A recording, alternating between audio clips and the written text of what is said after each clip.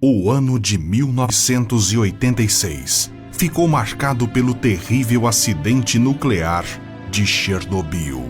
E é até hoje o maior desastre radioativo da história. 2 pessoas morreram imediatamente após a explosão do reator 4 da usina, e cerca de 30 morreram nos dias seguintes por causa das doses letais de radiação a que foram submetidos. Mas os moradores da cidade mais próxima, Pripyat, foram os mais afetados pela tragédia, tendo desenvolvido principalmente câncer na tireoide. Estimativas sugerem que entre 9 e 16 mil pessoas perderam a vida na Europa como consequências da explosão de Chernobyl.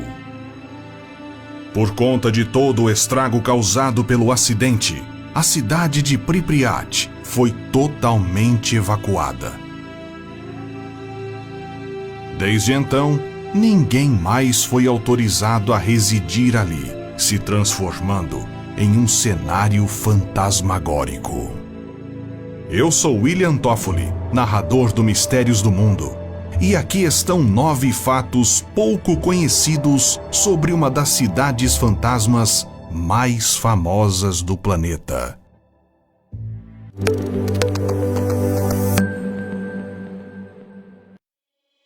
Radiação hoje. Ainda que muitos acreditem que o problema da radiação já não é mais tão grave e que tanto Chernobyl quanto Pripyat já são lugares mais seguros, na verdade, as coisas não são bem assim. Ainda que o turismo seja liberado com a presença de guias, é preciso tomar muito cuidado com os chamados hotspots, presentes principalmente em Pripyat. São pontos específicos em que o acúmulo de radiação ainda ultrapassa todo e qualquer limite suportável e saudável pelos seres humanos. Não quer dizer, é claro, que você vai morrer imediatamente caso pise nesses pontos. Mas em alguns lugares, os níveis de exposição podem atingir patamares fatais em apenas 4 horas. Famílias ainda vivem lá. Se muitos temem até mesmo passar perto do local da explosão, algumas famílias desafiam todos os riscos e vivem até hoje na chamada Zona de Alienação. Trata-se da comunidade conhecida como Samoseli, que conta com cerca de 160 pessoas. São em maior parte idosos que se recusaram a deixar a cidade na época da explosão e que até hoje vivem a partir daquilo que cultivam no solo contaminado da região.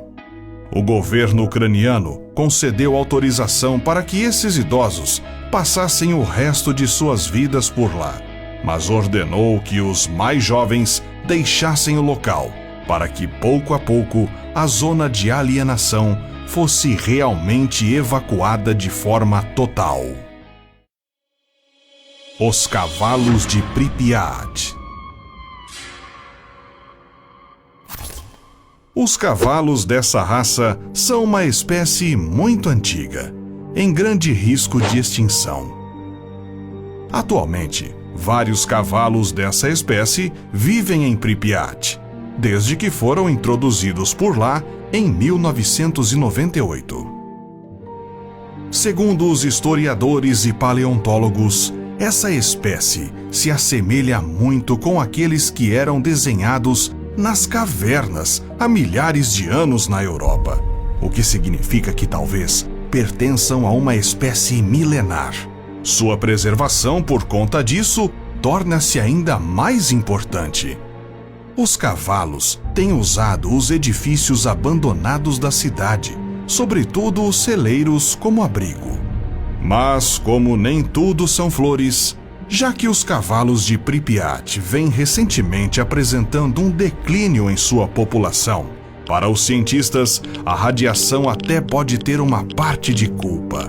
Mas o problema principal é a atuação de caçadores ilegais na região.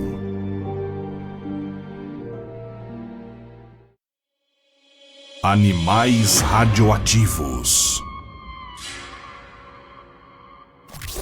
Sem seres humanos, a região de Pripyat se transformou em um paraíso para várias espécies de animais que conseguiram se reproduzir livremente e viver sem a ameaça humana após a cidade ser evacuada. Mas eles pagaram um preço por isso. Assim como ocorre com os cavalos, a radiação também afeta animais como cães, gatos selvagens e lobos. Apesar dos lobos serem animais que normalmente não atacam seres humanos por qualquer motivo, agindo quase sempre em autodefesa, os de Pripyat vêm apresentando cada vez mais um comportamento violento quando em contato com militares e representantes do governo na região. Há também diversos casos de gigantismo entre as espécies que prosperaram na zona de alienação após o acidente, bem como outras mutações. Os exemplos mais comuns incluem deformações no focinho, número extra de patas, bem como coloração e tamanho anormal para o tipo de animal. Nem toda a vida resiste. Os invertebrados como as abelhas, borboletas, aranhas e libélulas têm dificuldade em prosperar em Chernobyl. Muitos desses animais deixam ovos em partes do solo que estão contaminadas com níveis altos de radiação. Da mesma forma, espécies que vivem na água têm um futuro genético muito instável. É o caso dos sapos, peixes e crustáceos. Mas nem todos os animais de Chernobyl são selvagens. Estimativas sugerem que existem pelo menos 900 cães abandonados na região. E são eles que têm ajudado veterinários, especialistas e voluntários no processo de análise dos níveis de radiação nas imediações da zona de exclusão, já que são mais fáceis de serem estudados. A Floresta Vermelha. A partir da explosão de 1986, grande parte da área verde de Pripyat foi destruída sem que pudesse ser devidamente decomposta, devido à ausência de insetos e vida selvagem em número suficiente. O resultado disso é uma grande quantidade de vegetação morta que acumula por anos e anos na região. O nome Floresta Vermelha vem da cor marrom avermelhada dos pinheiros após sua morte e absorção de altos níveis de radiação. Nas operações de limpeza pós-desastre, a maioria dos pinheiros foi derrubada e enterrada em trincheiras, que foram então cobertas com um espesso tapete de areia, onde foram plantadas mudas de pinheiro. Muitos temem que, à medida que as árvores se decompõem, contaminantes radioativos penetrem nas águas subterrâneas, afetando outras regiões. O Parque de Diversões. Talvez um dos locais mais famosos de Pripyat seja o Parque de Diversões. O que poucas pessoas sabem é que o parque nunca foi usado. A inauguração era para ter ocorrido em 1º de maio de 1986. 6 dias após o desastre, em comemoração ao Dia Internacional do Trabalhador. Alguns relatos sugerem que o parque chegou a ser aberto um dia após o acidente, como tentativa de distrair a população. Mas isso nunca foi confirmado. Fato é que o parque serve apenas para contribuir com o ar fantasmagórico que permeia a atmosfera da cidade. 20.000 anos. É difícil fazer previsões certeiras quando o assunto é a recuperação das condições naturais de Pripyat. Mas os especialistas mais pessimistas afirmam que somente em 20 mil anos a região poderá ser considerada habitável novamente. Isso porque os danos causados à vegetação ainda estão além do que se possa estimar, e a radiação está totalmente impregnada no solo e em tudo que circunda a cidade. Ainda que possa ser consideravelmente seguro visitar a cidade por algumas horas, a região está longe de ser considerada habitável. Toque de recolher.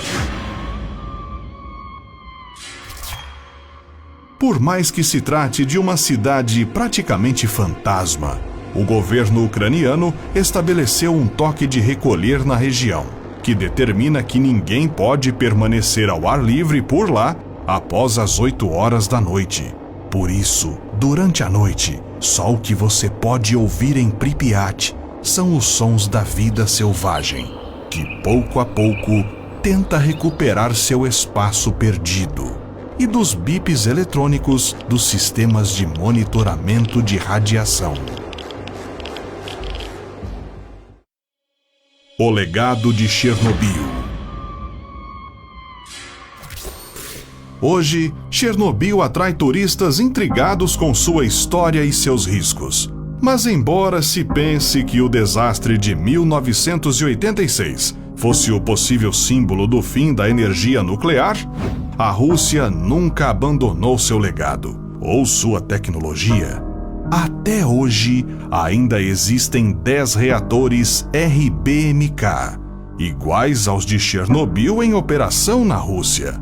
A boa notícia é que o projeto foi em partes atualizado, e um desastre igual ao de cerca de 34 anos atrás é improvável.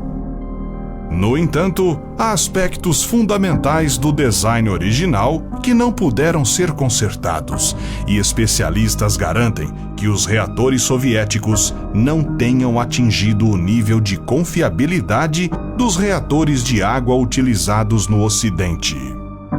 Além disso, esse modelo de reator não conta com um sistema completo de contenção, capaz de impedir que gases radioativos escapem para a atmosfera, requisito seguido à risca pelos reatores ocidentais.